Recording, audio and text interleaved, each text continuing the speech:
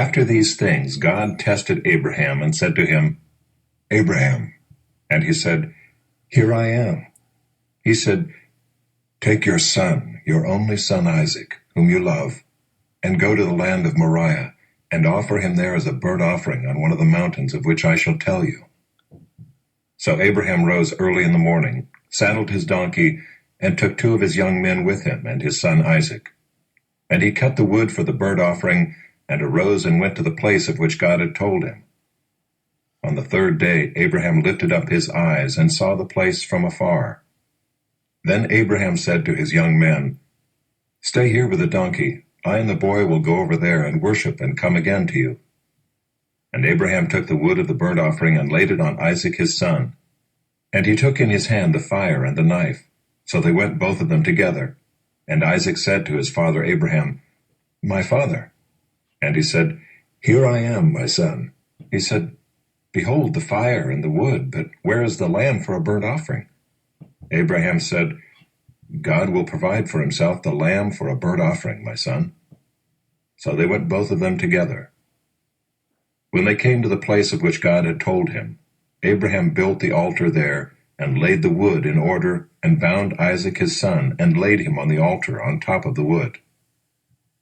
Then Abraham reached out his hand, and took the knife to slaughter his son. But the angel of the Lord called to him from heaven, and said, Abraham, Abraham. And he said, Here I am. He said, Do not lay your hand on the boy or do anything to him.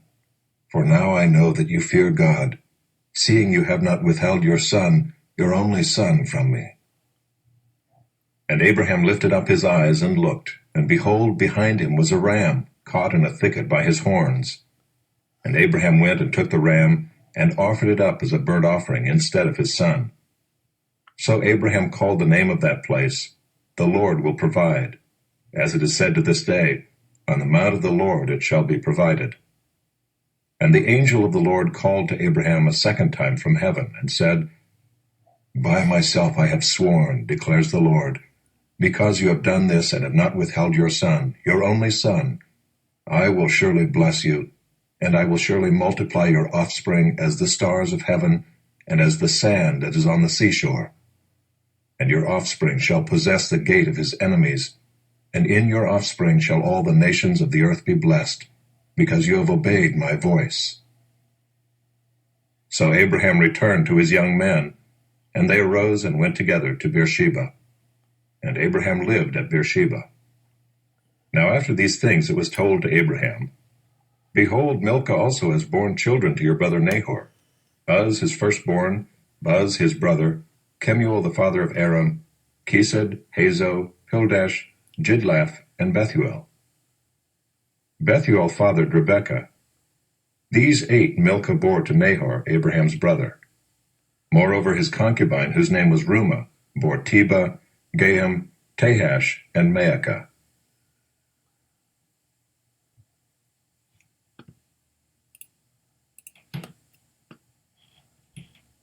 Sarah lived 127 years.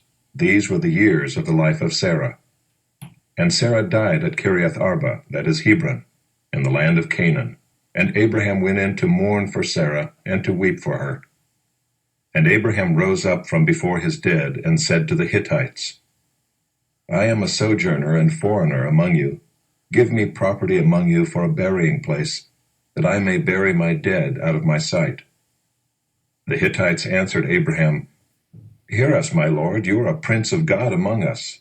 Bury your dead in the choicest of our tombs. None of us will withhold from you his tomb to hinder you from burying your dead. Abraham rose and bowed to the Hittites, the people of the land. And he said to them, If you are willing that I should bury my dead out of my sight, hear me and entreat for me Ephron the son of Zohar, that he may give me the cave of Machpelah which he owns. It is at the end of his field. For the full price let him give it to me in your presence as property for a burying place. Now Ephron was sitting among the Hittites, and Ephron the Hittite answered Abraham in the hearing of the Hittites, of all who went in at the gate of his city, No, my lord, hear me. I give you the field, and I give you the cave that is in it. In the sight of the sons of my people I give it to you. Bury your dead. Then Abraham bowed down before the people of the land. And he said to Ephron in the hearing of the people of the land, But if you will, hear me. I give the price of the field. Accept it from me, that I may bury my dead there. Ephron answered Abraham, My lord, listen to me. A piece of land worth 400 shekels of silver. What is that between you and me? Bury your dead.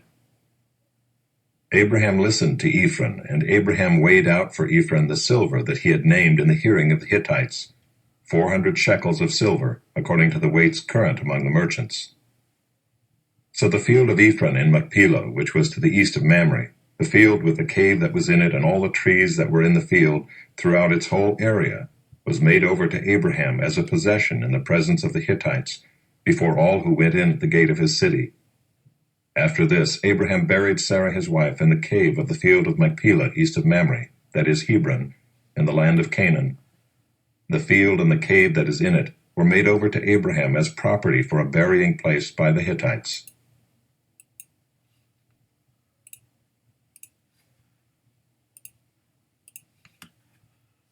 To the choirmaster of David. In the Lord I take refuge. How can you say to my soul, Flee like a bird to your mountain, for behold, the wicked bend the bow.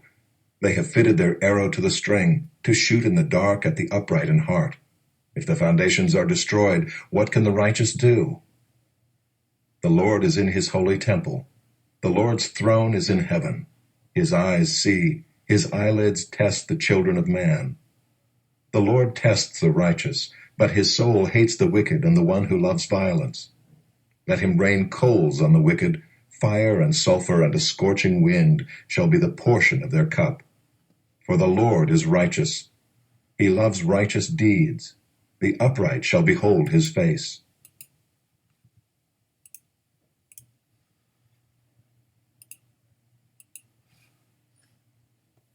That same day Jesus went out of the house and sat beside the sea.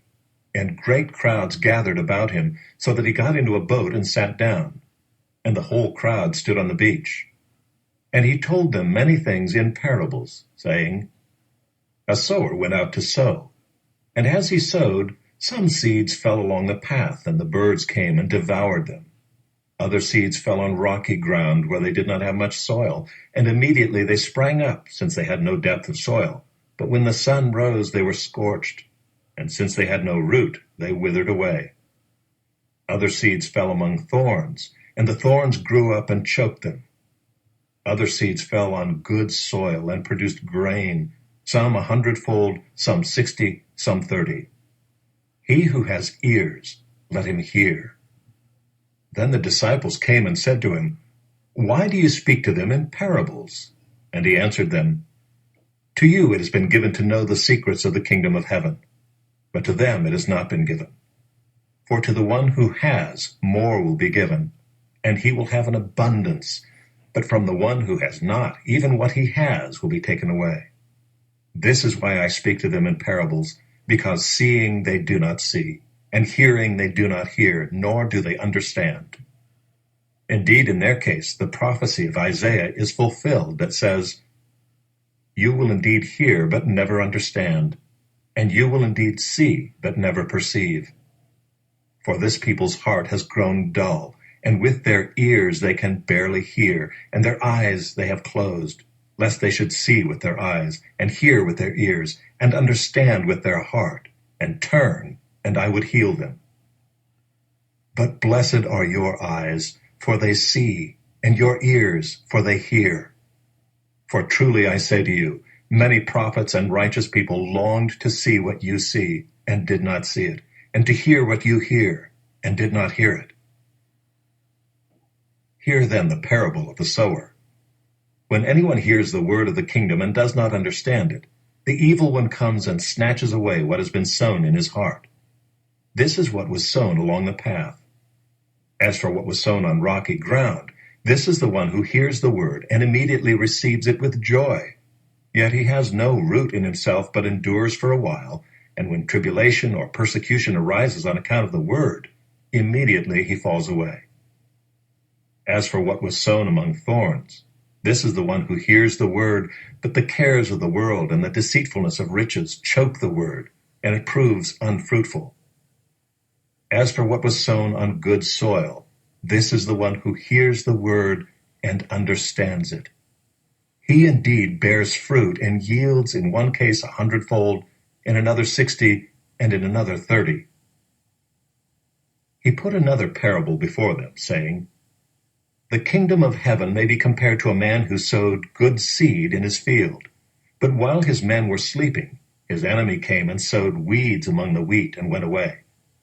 So when the plants came up and bore grain, then the weeds appeared also. And the servants of the master of the house came and said to him, Master, did you not sow good seed in your field? How then does it have weeds? He said to them, An enemy has done this. So the servant said to him, Then do you want us to go and gather them?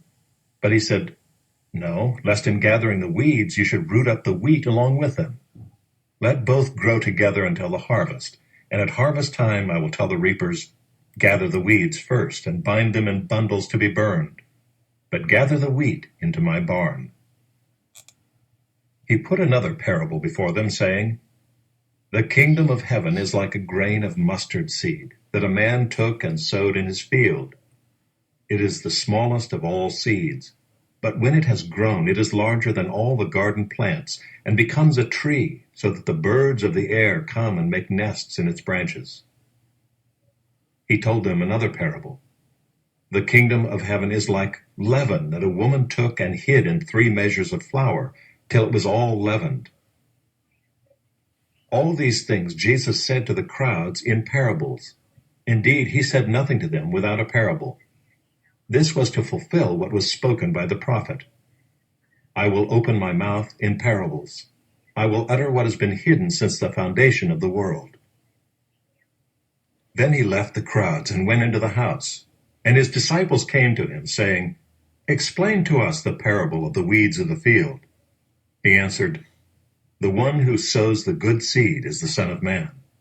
The field is the world, and the good seed is the sons of the kingdom. The weeds are the sons of the evil one, and the enemy who sowed them is the devil. The harvest is the end of the age, and the reapers are angels.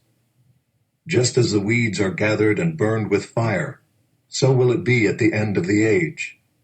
The Son of Man will send his angels, and they will gather out of his kingdom all causes of sin and all lawbreakers, and throw them into the fiery furnace.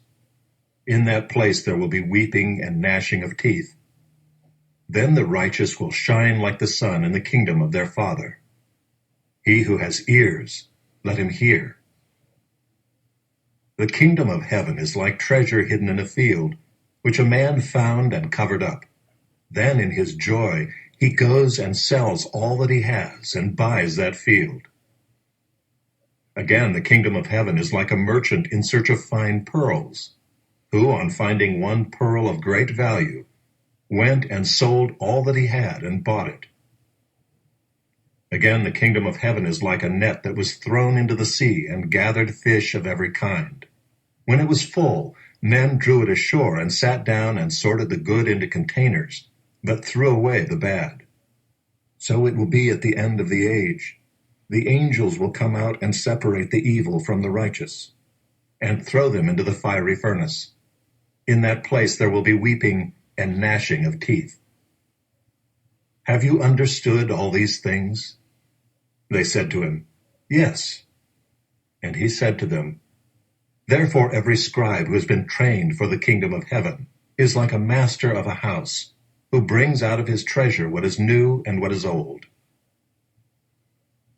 And when Jesus had finished these parables, he went away from there, and coming to his hometown, he taught them in their synagogue, so that they were astonished and said, Where did this man get this wisdom and these mighty works?